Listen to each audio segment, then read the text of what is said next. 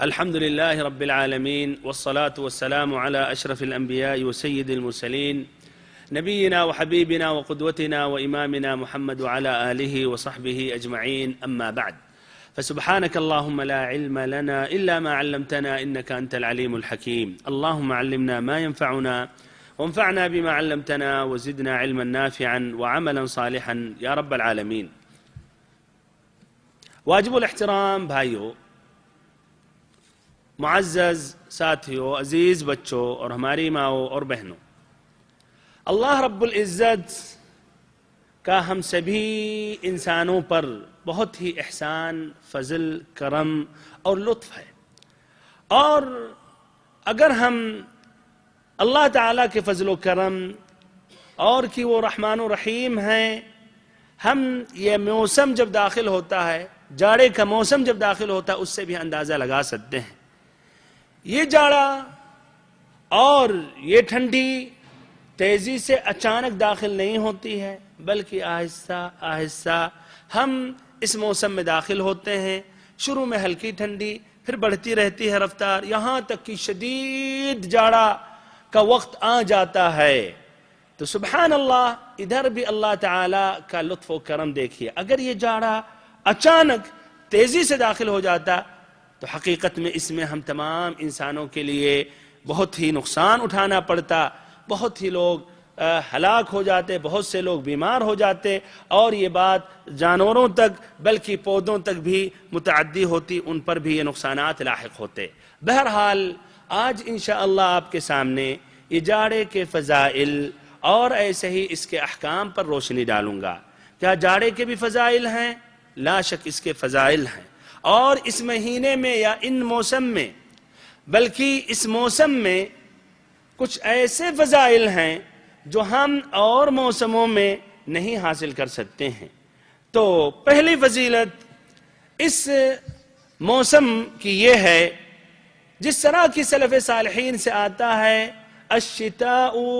ربیع المؤمن، کہ یہ موسم سرما، جاڑے کا موسم، مؤمن کے لیے بہار کا موسم ہے۔ ایسے ہی عمر رضی اللہ عنہ سے آتا ہے الشتاء غنیمت العابدین،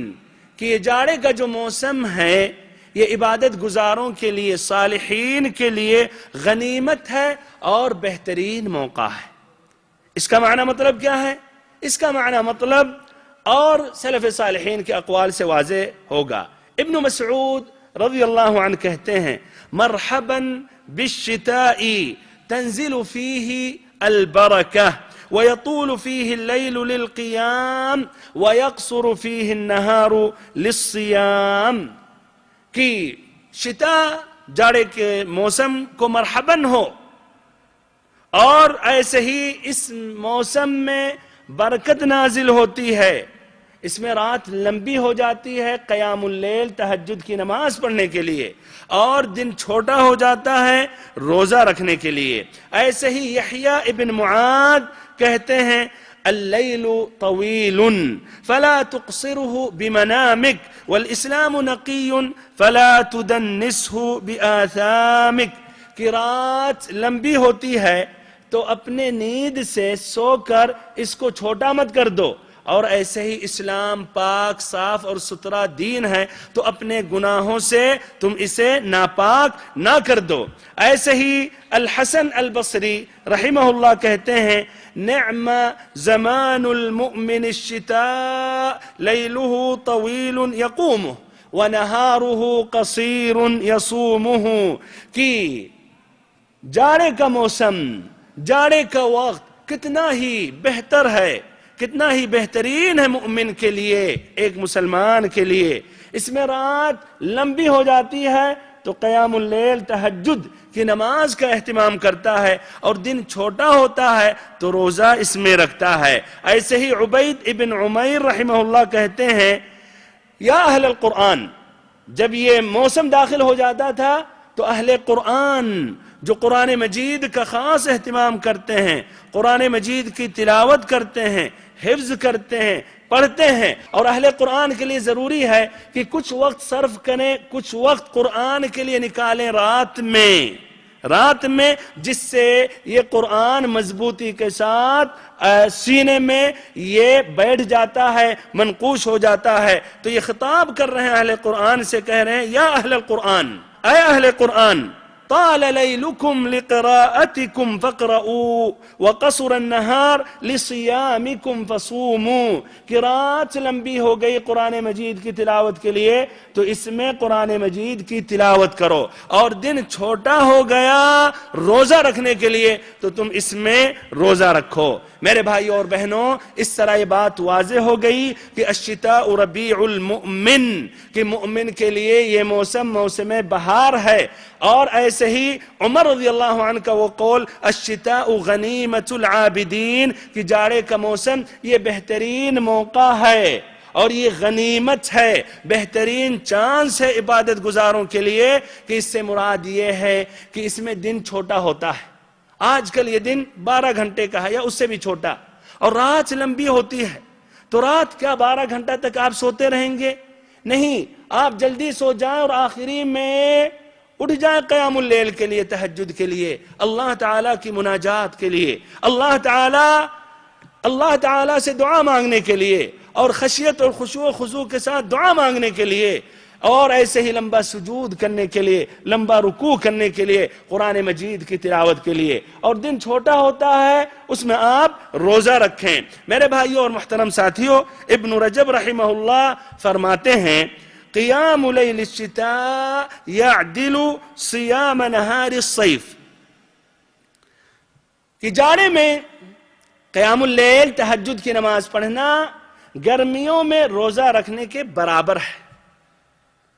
گرمی میں روزہ رکھنے کا لا شک زیادہ ثواب ہے، گرمی ہے،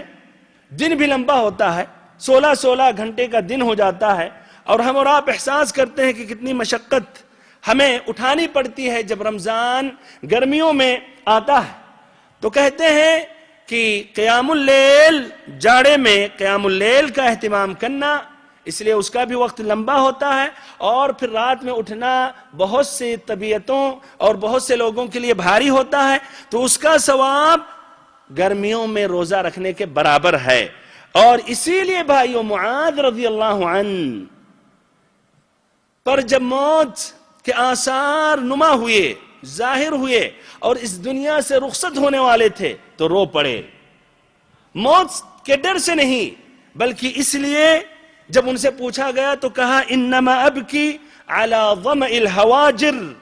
وقیام لیل الشتاء ومزاحمت العلماء بالرکب عند حلق الذکر، میں اس لیے رو رہا ہوں کہ گرمیوں میں روزہ رکھنے سے اب محروم ہو جاؤں گا، اب وقت ختم ہو چکا ہے، اب میں گرمیوں میں روزہ نہیں رکھ سکتا ہوں، اس لیے رو رہا ہوں کہ گرمیوں میں جو روزہ رکھنے میں جو لذت کا احساس کرتا تھا، مزہ ملتا تھا، اور اللہ تعالیٰ کی خاطر جو صبر کرتا تھا، وہ اب مجھ سے ترک ہو جائے گا، چھوٹ جائے گا۔ اور ایسے ہی جاڑے میں جو قیام اللیل تہجد کی نماز پڑھتا تھا، وہ بھی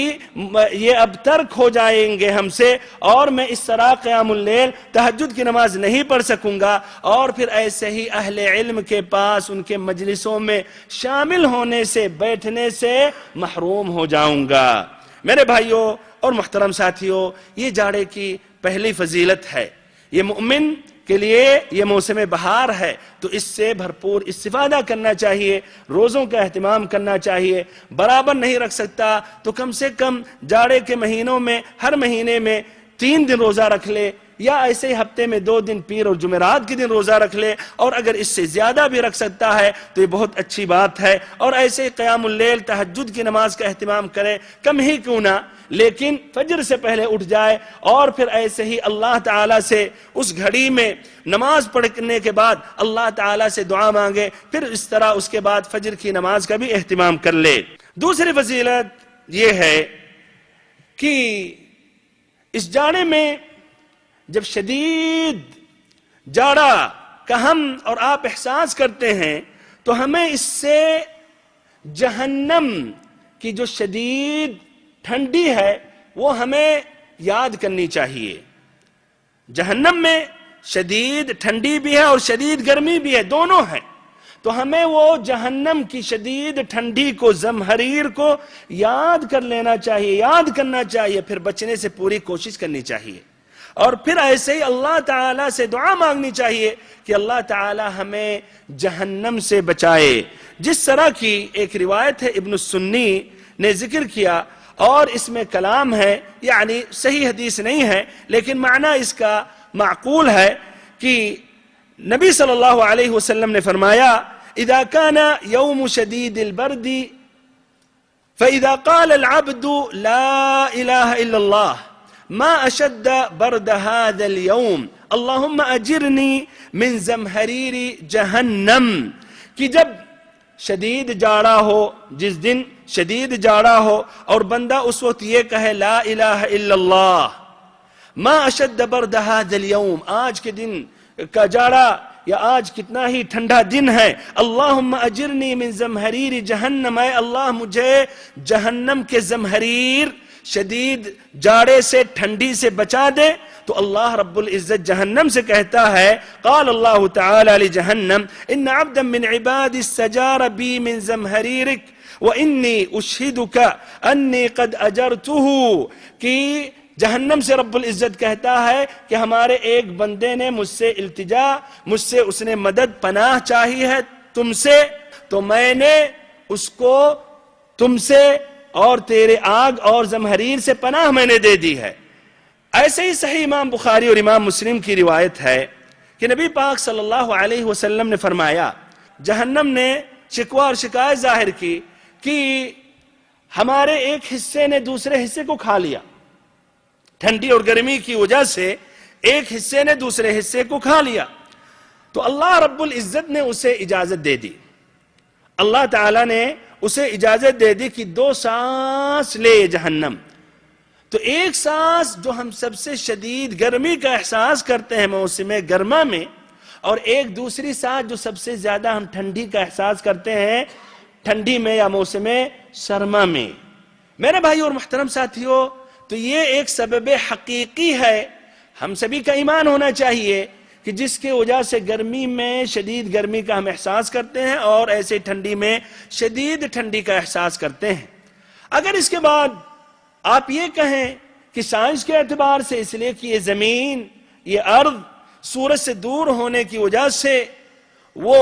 ٹھنڈی کا موسم داخل ہو جاتا ہے اور قریب ہونے کی وجہ سے گرمی داخل ہو جاتی ہے، تو بھائیو یہ سبب ظاہر ہے اور کوئی اس میں ممانعت نہیں ہے کہ اس کا ایک سبب ظاہر ہو جو سائنس داں کو اس کا احساس یا اس کا انہیں پتہ ہو، اور پھر ساتھ ساتھ ایک سبب غیر ظاہر ہو جو نبی صلی اللہ علیہ وسلم نے بتایا اللہ رب العزت کے متعلق، تو اس میں کوئی تضاد نہیں ہے، کوئی اس میں ایسی بات نہیں ہے کہ آپس میں باتیں ٹکرا رہی ہیں۔ اس کا معنی مطلب یہ ہوا کہ جہنم میں شدید گرمی ہے اور ساتھ ساتھ شدید ٹھنڈی بھی ہے، جس طرح کہ ابن عباس رضی اللہ عنہما نے کہا یستغیث اہل النار من الحر فیغاث بریح باردۃ یصدع العظام بردها فیسأل الحر ویستغیث بحر جہنم، کہ جہنمی اللہ رب العزت سے مدد طلب کریں گے جب گرمی کی شدت ان کو لاحق ہوگی، جس سے جل پڑیں گے اور جس سے گرمی کی وجہ سے، گرمی کی شدت سے ان کے جسم جل جائیں گے، تو وہ سوال کریں گے کہ انہیں ٹھنڈک چاہیے، تو شدید ہوا چلے گی جس کی وجہ سے ٹھنڈی سے پریشان ہو جائیں گے، اور یہ ٹھنڈی ہوا ان کے ہڈیوں کے اندر داخل ہو جائے گی جس سے ہڈیاں درد ہونے لگیں گی، تو پھر وہ سوال کریں گے کہ ہمیں جہنم ہی کی یعنی وہ ہوا چاہیے یا گرمی چاہیے۔ اللہ تعالیٰ سے ہم پناہ چاہتے ہیں جہنم سے، کہ اللہ تعالیٰ ہم سبھی کو جہنم سے بچائے، ہم سبھی کو اللہ تعالیٰ جہنم سے دور کرے اور ہم سبھی کو جنت میں اعلیٰ منازل عطا کرے، آمین یا رب العالمین۔ اس سے یہ واضح ہوئی بات کہ ہم سبھی کو ڈرتے رہنا چاہیے اور جہنم سے بچنے کے لیے اللہ تعالیٰ سے سوال اور دعا کرنی چاہیے، اور ساتھ ساتھ ہمیں یہ جاننا چاہیے کہ جنت میں اللہ کے فضل و کرم سے نہ زیادہ ٹھنڈی ہوگی نہ زیادہ گرمی ہوگی، ہمیں وہ بھی جنت کو بھی یاد کر لینا چاہیے جہنم کے ساتھ، تاکہ ہم جہنم سے بچنے کے لیے اسباب تلاشیں اور جنت میں داخل ہونے کے لیے وہ اسباب ہم تلاشیں۔ اللہ رب العزت نے فرمایا جنتیوں کے بارے میں متکئین فیہا علی الارائک لا یرون فیہا شمسا ولا زمہریرا، کہ اپنے تختوں پر صوفوں پر ٹیک لگائے ہوئے بیٹھے رہیں گے، نہ وہاں آفتاب کی گرمی دیکھیں گے، نہ سورج کی گرمی دیکھیں گے، نہ سورج کی گرمی کا احساس کریں گے، نہ ایسے ہی جاڑے کی شدت کا احساس کریں گے۔ اللہ تعالیٰ سے دعا کرتے ہیں کہ اللہ تعالیٰ ہم سبھی کو جنت میں داخل کرے ہمارے اہل و عیال کے ساتھ، آمین یا رب العالمین۔ میرے بھائی اور محترم ساتھیو، یہ سلف صالحین کے متعلق آپ نے چند باتیں سنی، اور کس طرح وہ جاڑے کے موسم کو غنیمت سمجھتے تھے، کس طرح وہ اس موسم کو کہتے تھے یہ مومن کے لیے موسم بہار ہے۔ یہ سلف صالحین کی کیفیت اور یہ سلف صالحین کی یہ متعلق کی باتیں تھی۔ اب ہمارا اور آپ کا کیا حال ہے؟ کیا ہم نے بھی روزوں کا اہتمام کیا؟ کیا ہم نے قیام اللیل کا اہتمام کیا؟ تہجد کی نماز کا اہتمام کیا؟ اگر ہم سال و سال نہیں کر سکتے تو کم سے کم جاڑے میں فجر سے پہلے 10 ہی منٹ پہلے عطر کی نماز ہم نے مؤخر کر کے اس وقت ہم نے پڑھی، اس کا اہتمام کیا؟ اللہ المستعان۔ افسوس ہے بہت سے ہمارے بھائی جاڑے میں فرائض کو چھوڑ بیٹھتے ہیں، فجر کی نماز کے لیے نکلنے میں دشواری ہوتی ہے، جبکہ اللہ تعالیٰ نے وسائل دیا ہے۔ اللہ کے فضل و کرم سے گھر میں پورے وسائل مہیا ہیں، اور ایسے ہی الحمدللہ کپڑے کا بھی پورے وسائل مہیا ہیں، اور ایسے ہی کمبل ہیں، بستر ہیں، اور گرم پانی ہے وغیرہ، تب بھی پیچھے رہتے ہیں۔ بلکہ کتنے ایسے ہوں گے جو جاڑوں میں فجر کی نماز خصوصاً مسجدوں میں نہیں پڑھتے ہوں گے، بعد کی بات ہے پڑھتے ہیں بعد میں وقت سے غیر وقت سے، لیکن کتنے ہوں گے؟ اور کتنے ہمارے وہ بھائی ہیں اللہ تعالیٰ نے اتنی نعمتیں عطا کی ہیں تب بھی ناشکری کرتے ہیں، اور جبکہ انہیں چاہیے کہ یہ جو وسائل اللہ تعالیٰ نے مہیا کیا ہے اس سے اللہ کی طاعت میں انہیں استعمال کرنی چاہیے۔ اسی لیے تیسری فضیلت بیان کر رہا ہوں میرے بھائی اور محترم ساتھیوں کہ ہم سبھی کو اللہ تعالیٰ کے فضل و کرم کا احساس کرتے ہوئے اللہ کا شکر کرنا چاہیے۔ دیکھیں ہم سبھی یہاں ماشاءاللہ سب گرم کپڑے پہنے ہوئے ہیں، اندر بھی پہنے ہوئے ہیں، اوپر سے بھی لوگ جاکٹ پہنے ہوئے ہیں، اور ماشاءاللہ قسم قسم کے کپڑے ہوں گے ہم سبھی کے پاس، کتنی ٹوپی ہوں گی، مفلر ہوں گے، ٹوپی وہ بھی اون کے گرم کرنے والی، اور ایسے کتنے جرابے، کتنے قسم کے کتنے رنگ میں۔ اور اس کے بالمقابل ہمیں وہ بھی سوچنا چاہے کتنے غریب مسکین ہوں گے، کتنے یتیم ہوں گے، بلکہ کتنے بوڑھے یہ جاڑے میں انتقال کر بیٹھتے ہیں، کتنے بوڑھے انتقال ہو جاتے ہیں، اور ایسے کتنے بچے، کتنی عورتیں جاڑے کی شدت سے بھائیوں مر جاتے ہیں، ان کا انتقال ہو جاتا ہے۔ وسائل نہیں ہے، نہ گھر میں اپنے آپ کو محفوظ کر سکتے ہیں جاڑے کی شدت میں، نہ ان کے پاس وسائل ہے کہ اپنے بدن کو اچھی طرح گرم کر سکیں یا کپڑے پہن سکیں۔ تو کم سے کم بھائیو اللہ کا آپ شکر کریں اور یہ احساس کریں، اور پھر آپ کو چاہیے سبقت حاصل کریں، کم سے کم کچھ مسکینوں کو، کچھ فقیروں پر رحم کھاتے ہوئے ان پر آپ اس طرح کچھ پیسے خرچ کر دیں یا ان کے لیے وسائل مہیا کر دیں، ان کے لیے بھی اس طرح آپ یہ کمبل خرید دیں، کپڑے خرید دیں تاکہ وہ محفوظ ہو جائیں اس جاڑے میں۔ ایک واقعہ ابن رجب نے لطائف المعارف میں ذکر کیا، اور ایسے وقائع اہل خیر کا بہت ہے۔ کہتے ہیں کہ ایک وزیر تک یہ خبر پہنچی کہ 4 یتیم بچے ہیں جو جاڑے میں ان کی حالت کیفیت خراب ہے اور ایسے ہی بھوکے ہیں، تو سبحان اللہ اس وزیر کے دل میں رقت طاری ہوئی اور ایک شخص کو بھیجا اور کہا کہ وہاں سے واپس نہیں آنا جب تک نہ وہ کھانے کا بندوبست کر دینا اور مکمل طور پر وہ کھا لیں گے، اور ایسے ہی کپڑا پہنا دینا، مکمل طور پر انہیں آرام اور ایسے ہی دفء گرمی حاصل ہو جائے۔ اور پھر سبحان اللہ قسم اس وزیر نے کھا لی کہ یہ کپڑا میں نہیں پہنوں گا جب تک نہ یہ خبر آ کر تم سناؤ مجھے کہ وہ اچھے طرح مطمئن ہو گئے۔ کپڑا اس نے نکال دیا اور جاڑے سے کانپنے لگا، کانپتا رہا یہاں تک کہ وہ شخص واپس آیا بعد میں اور کہا کہ ہم نے بندوبست کر دیا، کھا پی لیے اور اچھی طرح ہم نے کپڑا پہنا دیا اور کپڑا انہیں ہم نے دے دیا۔ پھر اس کے بعد اس شخص نے کپڑا پہنا کیا ہم نے بھی کبھی احساس کیا کہ کبھی شدید ٹھنڈی میں ہم بھی ذرا ہلکے کپڑے میں نکلیں تاکہ احساس کریں کہ یہ جاڑے میں کتنی تاثیر ہے جس کی وجہ سے پورا بدن کانپنے لگتا ہے اور ایسے ہی خون تک یہ جاڑا پہنچتا ہے تو ایسا احساس ہوتا ہے کہ ابھی یہ جم جائے گا خون. کیا رہا ہے بھائیو، کم سے کم یہ احساس ہونا چاہیے. اللہ کا شکر کرنا چاہیے. اللہ تعالیٰ قادر تھا کہ آپ کو ہمیں اس جگہ پر رکھ دے اور انہیں ہمارے اور آپ کی جگہ پر رکھ دے، لیکن اللہ تعالیٰ کی اس میں حکمت ہے تو کم سے کم ہم یہ شکر ادا کریں اور پھر ساتھ ساتھ ان فقیروں اور مسکینوں کا ہم خیال رکھیں. ترمذی کی روایت ہے، نبی پاک صلی اللہ علیہ وسلم نے فرمایا من اطعم مؤمنا على جوع اطعمه اللہ یوم القیامت من ثمار الجنہ، کہ جس کسی نے کسی مسلمان کو بھوکے میں کھلا دیا تو اللہ تعالی قیامت کے دن یا آخرت میں جنت کے پھلوں میں سے اسے کھلائے گا. اور ایسے ہی ومن سقاہ علی ظمأ سقاہ اللہ من الرحیق المختوم، اور جو شخص کسی مسلمان کو پیاسے میں پیاسا تھا اسے پانی پلا دے، اس کی پیاس کو بجھا دے، تو اللہ رب العزت اسے رحیق المختوم، اللہ تعالی جنت کا جو شراب ہوگا اس شراب میں سے اللہ تعالی پلائے گا. ایسے ہی ومن کساہ علی عری کساہ من خضر الجنہ، ایسے ہی جو کسی ایسے مسلمان کو کپڑا پہنا دے جو شخص عاری البدن ہو، یعنی کپڑے نہ ہو اس کے جسم پر یا نہ کے برابر ہو، تو اللہ تعالی جنت کے کپڑوں میں سے پہنائے گا. میرے بھائیوں اور محترم ساتھیوں، یہ تھی تیسری فضیلت. اس کے بعد میں شتا یا جاڑے کے متعلق دو اہم حکم ذکر کر رہا ہوں، دو اہم باتیں ذکر کر رہا ہوں. پہلی بات، جس طرح کی عمر ابن الخطاب رضی اللہ عنہ کے بارے میں آتا ہے کہ جب جاڑے کا موسم داخل ہو جاتا تھا تو سبحان اللہ یہ وصیت کرتے تھے اور مسلمانوں کو یہ نصیحت دیتے تھے. دیکھیں ان کا ایک احساس اور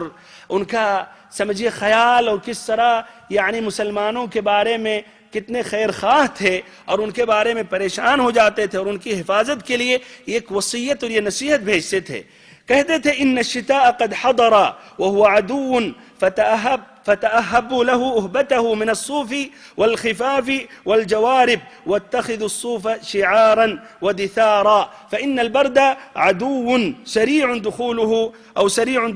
بعيد خروجه. کہ یہ جاڑے کا موسم آ گیا ہے اور یہ تمہارا ایک دشمن ہے اور تمہارا یہ دشمن ہے، تو اس کے لیے اچھی طرح تیاری کرو اور صوف یعنی اون کے کپڑے کا اہتمام کر لو. ایسے ہی جراب اور موزوں کا بھی اہتمام کر لو، یعنی تیاری کر لو، خرید لو. اور ایسے ہی اون کے جو کپڑے ہیں اس کو پہننے کا خاص اہتمام کرو، یعنی اندر بھی اور باہر سے بھی. اس لیے کہ یہ جاڑا جو ہے ایک ایسا دشمن ہے جو بہت تیزی سے داخل ہو جاتا ہے اور بہت ہی تاخیر سے پھر وہ نکلتا ہے. میرے بھائیوں اور محترم ساتھیوں، ہم سبھی نے الحمدللہ عمر رضی اللہ عنہ کے اس قول پر، عمر رضی اللہ عنہ کے قول سننے سے پہلے ہم نے عمل کیا، بلکہ جیسے ہی معمولی جاڑے کا ہم نے احساس کیا کہ ماشاءاللہ دائیں بائیں بازاروں کی طرف بھاگے دوڑے، اپنے لیے، بیوی کے لیے، بچوں کے لیے، سب کی ہم نے تیاری کر دی. بلکہ ہم نے اتنا اہتمام کیا، رنگ برنگ کے موزے ہونے چاہیے، میچنگ کا یہ بھی ٹوپی بھی بچے بچی کا ہونی چاہیے. سبحان اللہ. بہرحال اگر اللہ تعالیٰ نے وسعت دی ہے یہ جائز ہے، لیکن ساتھ ساتھ جس طرح کہا گیا فقیروں کا بھی بھائیو آپ خیال کرتے رہیں. آپ اگر سب کا خیال نہیں کر سکتے کچھ کا تو خیال کریں. اپنے ملک میں کچھ مثلا 10-20 کا بندوبست کر کے آپ یہاں سے بھیج دیں. دوسری بات جاڑے کے متعلق یہ ہے کہ ہم سبھی جاڑے میں موزوں اور جرابوں کا خاص اہتمام کرتے ہیں اور ہم پہنتے ہیں. اور یہاں ضروری ہے کہ ہم مسح علی الخفین کے احکام یا جرابوں پر مسح کرنے کے جو احکام ہیں اس کو ہم جانیں. یہ احکام جاننے سے پہلی بات یہ ہے کیا جرابوں پر یا موزوں پر مسح کرنا جائز ہے یا نہیں. ہمارے کچھ بھائی کہتے ہیں جائز اور درست نہیں ہے، اور کچھ کہتے ہیں نہیں اگر جراب ہے تو جائز ہے، موزوں پر جائز نہیں ہے. یعنی جراب اگر چمڑی کا ہے وہ بھی کچھ شرط اور قید لگاتے ہیں، یعنی پانی اندر نہیں جاتا ہو تو اس پر آپ مسح کر سکتے ہیں، اور اگر موزہ ہے یعنی کاٹن کا ہے یا ایسے اون کا ہے تو اس پر آپ مسح نہیں کر سکتے ہیں۔ میرے بھائی اور محترم ساتھیو، اگر یہ موزہ ہو یا جراب ہو، جو بھی ہو، اگر پاک ہے، صاف ہے تو اس پر مسح کرنا جائز ہے، بلکہ مسح کرنا افضل ہے پیر کو دھلنے سے۔ اور اس مسئلے میں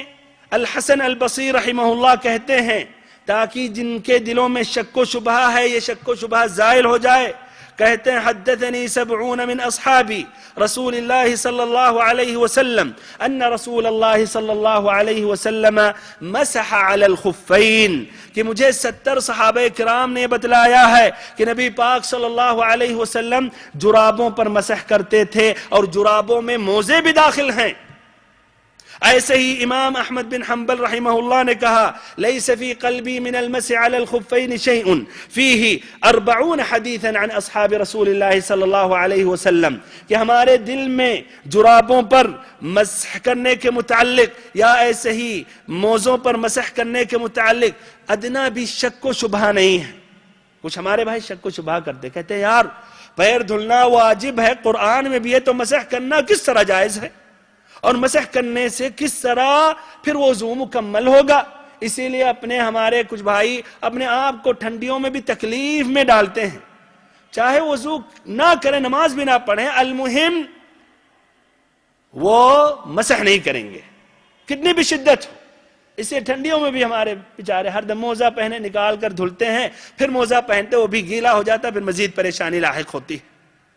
امام احمد بن حنبل رحمہ اللہ کہتے ہیں ہمارے دل میں ادنا شک و شبہ نہیں، اس مسئلے میں 40 حدیثیں نبی صلی اللہ علیہ وسلم کے ساتھیوں سے مروی ہے۔ اسی لیے مسح علی الخفین کی جو حدیثیں ہیں یہ متواتر حدیثیں ہیں، یعنی بے شمار صحابہ کرام نے نقل کیا، یہاں تک کہ حد تواتر تک یہ حدیثیں پہنچ گئیں۔ حد تواتر سے مراد یعنی اس میں اب ادنا شک اور شبہ نہیں ہے، یہ یقیناً یہ بات ثابت ہے اور یقیناً نبی صلی اللہ علیہ وسلم سے منقول ہے، اور بغیر مزید اس میں بحث و مباحثہ کیے ہوئے بات کو ہمیں قبول کر لینا چاہیے اور لے لینا چاہیے۔ اسی لیے کہا گیا مما تواتر حدیث من کذب ومن بنا للہ بیتا واحتسب ورؤیت شفاعت وحوض ومسح خفین وہادی بعض، کہ ان متواتر حدیثوں میں سے ایک تو وہ حدیث ہے جو نبی صلی اللہ علیہ وسلم کی من کذب علی متعمدا فلیتبوأ مقعدہ من النار، اور ایسے ہی جس نے اللہ تعالیٰ کے لئے مسجد بنائی، اور ایسے ہی اللہ تعالیٰ کی رؤیت کے بارے میں کہ اللہ تعالیٰ کا مشاہدہ کریں گے اہل ایمان جنتی، اور ایسے شفاعت کی حدیثیں، ایسے نبی صلی اللہ علیہ وسلم کی حوض کی حدیثیں، ایسے ہی جرابوں پر یا موزوں پر مسح کرنے کی حدیثیں۔ میرے بھائیوں اور بہنوں، اس کے چند احکام بیان کر رہا ہوں، یہ بات واضح ہو جانے کے بعد کہ جرابوں پر موزوں پر مسح کرنا جائز اور درست ہے کہ اس کی کچھ شرطیں ہیں۔ پہلی شرط یہ ہے کہ آپ مکمل وضو کرنے کے بعد آپ اس جراب کو یا موزوں کو آپ پہنیں، یعنی اگر آپ نے وضو کر لیا، پیر کو دھل لیا، جو آخری فرض ہے وضو میں، پھر وضو مکمل ہونے کے بعد آپ نے موزہ پہنا، تبھی آپ مسح کر سکتے۔ اگر آپ کا وضو نہیں تھا اور آپ نے موزہ پہن لیا پھر مسح کرنا چاہیں گے تو یہ جائز اور درست نہیں ہے۔ ایسے ہی دوسری شرط یہ ہے کہ یہ موزہ، یہ جراب صاف ہو، ناپاک نہ ہو، اور ایسے ہی یعنی ناپاک چیزوں سے نہ بنی ہو، اور ایسے ہی تیسری شرط یہ ہے کہ اس کا جو وقت مقرر کیا گیا اس وقت مقررہ میں آپ مسح کریں، یعنی مقیم کے لیے 24 گھنٹہ اور مسافر کے لیے 72 گھنٹے۔ 24 گھنٹے تک یہ مقیم مسح کر سکتا اور مقیم 72 گھنٹوں تک مسح کر سکتا۔ کب سے یہ مدت ہوتی ہے، کب سے شروع کی جائے گی؟ مثلا اگر آپ نے 12 بجے ظہر کے وقت آپ نے وضو کیا اور وضو مکمل کرنے کے بعد آپ نے موزہ پہنا، تو کیا اس وقت سے آپ 24 گھنٹے تک مسح کر سکتے، یا وضو ٹوٹنے تک، یا وضو ٹوٹنے کے بعد جو پہلی مرتبہ وضو کر کے مسح کر رہے ہیں اس وقت سے؟ تو صحیح جو جواب یا صحیح جو بات ہے، وضو ٹوٹنے کے بعد جو پہلا مسح کر رہے ہیں اس وقت سے آپ حساب لگائیں۔ تو اگر آپ نے 12 بجے ظہر کے وقت آپ نے وضو مکمل کیا، اس کے بعد آپ نے موزہ پہن لیا، ظہر کی نماز آپ نے پڑھی، پھر واپس آئے، ابھی بھی آپ کا وضو برقرار رہا، پھر عصر کی بھی نماز آپ نے پڑھی، عصر کی نماز کے بعد حمام میں داخل ہوئے، وضو ٹوٹ گیا، لیکن آپ نے وضو نہیں بنایا، پھر 5 بجے مغرب کی اذان ہوئی، آپ نے 5 بجے وضو کیا، تو اب اس وقت سے آپ 24 گھنٹے تک آپ کیا وضو کر سکتے ہیں، جتنی مرتبہ بھی کرنا چاہیں، اور جب بھی وضو کریں گے مسح کریں گے۔ اور جب 5 بج جائے دوسرے دن، فجر کا وقت 5 نہیں، مغرب کے وقت کا 5 جب بج جائے شام کے وقت، تو آپ اگر اس سے پہلے باوضو بھی ہیں تو بہتر ہے، افضل ہے کہ آپ ٹائم مکمل ہو گیا نکال کے دوبارہ مکمل ایک وضو کریں، مکمل ایک وضو کریں۔ ایسے بھائی چوتھی شرط یہ ہے کہ درمیان میں اگر آپ نے موزہ نکال دیا پھر پہنا آپ نے تو اس پر مسح نہیں کر سکتے، الا کہ آپ کا اصلی وضو پہلا والا وضو ہو۔ تو اگر آپ نے پہلا وضو ظہر کے وقت آپ نے کیا اور وضو کرنے کے بعد آپ نے پہنا اور ظہر کی نماز کے بعد گھر پہ آئے، گرمی لگی، آپ نے موزوں کو نکال دیا، لیکن ابھی وضو آپ کا نہیں ٹوٹا، پھر عصر کے لیے جب نکلے تو آپ نے موزہ پہن لیا، تو آپ مسح کر سکتے ہیں۔ لیکن بعد میں مسح جب آپ نے شروع کر دیا وضو ٹوٹنے کے بعد، ایک مرتبہ بھی اگر آپ نکالیں گے تو دوبارہ پہننے کے بعد اس پر مسح نہیں کر سکتے۔ ایسے بھائیو، اس کا طریقہ کیا ہے مسح کرنے کا؟ تو اس کا طریقہ بیہقی میں اس کی وضاحت کی گئی ہے۔ بہتر یہ ہے کہ داہنے ہاتھ سے اپنے داہنے قدم پر مسح کریں اور بائیں سے بائیں قدم پر مسح کریں 1 مرتبہ۔ جو ظاہری جو حصہ ہے قدم کا، یعنی انگلیوں سے لے کر پنڈلی تک آپ 1 مرتبہ مسح کریں، دائیں سے دائیں قدم اور بائیں سے بائیں تک 1 مرتبہ فقط۔ ہلکا سے پانی ہاتھ میں ہونا چاہیے، نہ کہ ہمارے کچھ بھائی جو اوپر نیچے دائیں 3 مرتبہ، ایسے بھی دیکھا آپ نے 3 مرتبہ پانی لگا 3 مرتبہ، یار اس سے بہتر ہے کہ آپ نکال کے دھل لیں اچھی طرح پھر پہنیں، اس طرح اور تکلیف ہوگی آپ کو۔ تو 1 مرتبہ یہ ایک آسانی دی ہے شریعت نے، تو اس میں تکلف کرنا اوپر نیچے یہ صحیح نہیں ہے۔ اور علی رضی اللہ عنہ کی اس میں حدیث ہے کہ وَلَقَدْ رَأَيْتُ رَسُولَ اللَّهِ صلی اللہ علیہ وسلم يَمْسَحُ عَلَى ظَاهِرِهِمَا، اور اس سے پہلے کہا لو كان الدين بالرأي لكان اسفل الخف اولى بالمسح من اعلاه ولقد رأيت رسول الله صلی اللہ علیہ وسلم يمسح على ظاهرهما، کہ اگر یہ دین عقل سے، یعنی صرف عقل کے زور سے یہ دین ہوتا، یعنی ہر بات ہر انسان اپنی عقل اپنی سوچ کے مطابق لیتا، تو مسح نیچے والے حصے پہ کرنا چاہیے، نہ کہ اوپر قدم پہ کرنا چاہیے۔ جبکہ میں نے نبی صلی اللہ علیہ وسلم کو دیکھا کہ آپ صلی اللہ علیہ وسلم اپنے اوپر قدم پر، یعنی اونچا جو حصہ ہے قدم انگلیوں سے لے کر پنڈلی کے اوپر، آپ صلی اللہ علیہ وسلم کو ہم نے مسح کرتے ہوئے دیکھا۔ اب ادھر ایک سوال ہے کہ مسح کرنا بہتر ہے یا پیروں کا دھلنا بہتر ہے؟ بالکل جواب کہ مسح کرنا بہتر ہے، افضل ہے غسل کرنے سے، اور اس کی دلیل یہ ہے اولا نبی پاک صلی اللہ علیہ وسلم کا عمل، جس طرح کی متعدد حدیثیں مروی ہیں، 40 حدیثیں، اس میں سے ایک حدیث امام بخاری امام مسلم کی، المغیرہ ابن شعبہ رضی اللہ عنہ سے کہتے ہیں کہ نبی صلی اللہ علیہ وسلم کے ساتھ ایک مرتبہ نکلا سفر میں، آپ نے وضو کیا، انہوں نے وضو کرایا، یعنی پانی گرا رہے تھے نبی صلی اللہ علیہ وسلم کے لیے، تو جب پیر دھلنے کی باری آئی تو میں نے چاہا کہ موزوں کو یا جرابوں کو نکالوں، تو نبی صلی اللہ علیہ وسلم نے مجھے روکا اور کہا کہ لا تخلعهما فإني البستهما طاهرتين فمسح عليهما، کہ نہیں اس کو نکالو، میں نے وضو کرنے کے بعد میں نے پہنا، پھر آپ صلی اللہ علیہ وسلم نے اس پر مسح کیا۔ تو اس طرح یہ مسح کرنا زیادہ بہتر اور افضل ہے۔ دوسری دلیل بھائیو اس لیے کہ یہ آسانی ہے اور یہ رخصت ہے، اور رخصت کو لے لینا یہ زیادہ بہتر اور افضل ہے، جس طرح کی حدیث ہے نبی صلی اللہ علیہ وسلم کی، ان اللہ تعالی یحب ان تؤتى رخصه كما يكره ان تؤتى معصیته، کہ اللہ تعالی پسند کرتا ہے کہ جو آسانیاں دیا ہے، جو چھوٹ اللہ تعالی نے دی ہے، کہ اس کو لے لیا جائے، اس پر عمل کیا جائے، جس طرح کی اللہ تعالیٰ ناپسند کرتا ہے، اللہ تعالیٰ ناپسند کرتا ہے اور اللہ تعالیٰ کے نزدیک یہ چیز یعنی مبغوض ہوتی ہے، بری ہوتی ہے کہ اللہ تعالیٰ کی نافرمانی کی جائے۔ یہ مسند امام احمد کی روایت ہے۔ ایسے ہی صحیح امام بخاری امام مسلم کی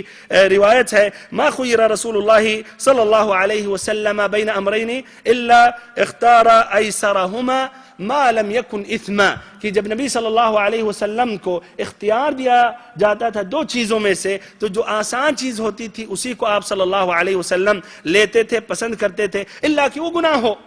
تو آپ صلی اللہ علیہ وسلم گناہ سے سب سے زیادہ دور ہوتے تھے۔ میرے بھائیوں اور محترم ساتھیوں، ان باتوں کے ساتھ اپنی بات ختم کر رہا ہوں۔ اللہ تعالیٰ سے دعا کرتا ہوں کہ اللہ تعالیٰ ہم سبھی کو دین کا صحیح سمجھ عطا کرے، اور ہم سبھی کو دین کا صحیح سمجھ عطا کرنے کے بعد جو صحیح بات ہو اس پر عمل کرنے کی توفیق دے، اور دوسروں کو بھی سمجھانے کی توفیق دے۔ وآخر دعوانا ان الحمد للہ رب العالمین، وصلی اللہم وسلم وبارک وانعم علی عبدک ورسولک محمد۔